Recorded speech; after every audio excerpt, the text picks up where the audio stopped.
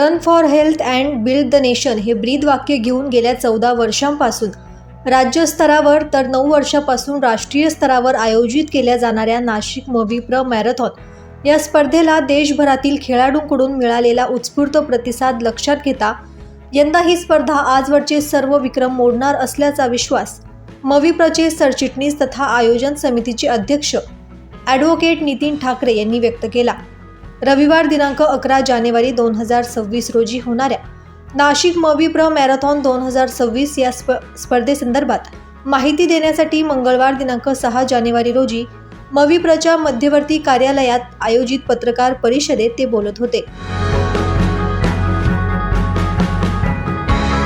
विद्यार्थ्यांनी मोठ्या संख्येने सहभागी व्हावं असं या निमित्तानं मी आवाहन करतो। खऱ्या अर्थाने गेल्या 15 वर्षापासून या स्पर्धांचं आयोजन आपल्याकडे नाशिकमध्ये होतंय आणि दरवर्षी याला मिळणारा जो प्रतिसाद आहे तो अतिशय चांगला आहे। यावर्षी आतापर्यंत 4000 पेक्षा जास्त लोकांनी या मॅरेथॉन करता नोंदणी केलेली आहे। 42 किलोमीटरचं फुल मॅरेथॉन, त्याचबरोबर 21 kilometre half marathon, 10 kilometre, 5 kilometre आणि 3 किलोमीटरचा फन रन अशा प्रकारे वेगवेगळ्या गटांमध्ये या स्पर्धांचं आयोजन करण्यात आलेलं आहे। याकरता अनेक स्वयंसेवक, शिक्षक, विद्यार्थी आणि आमचे NCC आणि NSSचे विद्यार्थी यांचं मोठं योगदान आहे। पोलीस यंत्रणेचं मोठा सहकार्य आहे।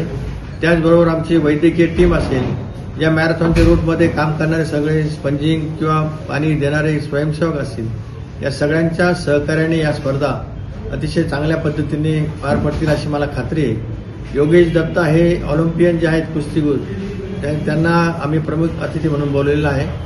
तर या स्पर्धांकरता जास्तीत जास्त नागरिकांनी सहभागी व्हावं असं या निमित्तानं मी आवाहन करतो। Run for health and build the nation असं या स्पर्धेचं ब्रीदवाक्य आहे आणि त्या दृष्टीने नागरिकांनी स्वतःचा फिटनेस चांगला ठेवावा आणि पर्यायाने देशाची उन्नती करावी असा विचार याच्यातनं मांडलेला आहे। याचबरोबर अनेक वैचारिक प्रबोधन सुद्धा विद्यार्थ्यांच्या माध्यमातून होणार आहे। वृक्ष संवर्धन असेल, प्रदूषण असेल, या बाबतीमध्ये सुद्धा जनजागृती होणार आहे। तर माझी विनंती की जास्तीत जास्त नागरिकांनी या स्पर्धांमध्ये आपला सहभाग नोंदवावा। दैनिक भ्रमरसाठी प्रतिनिधी आकाश भालेराव, नाशिक।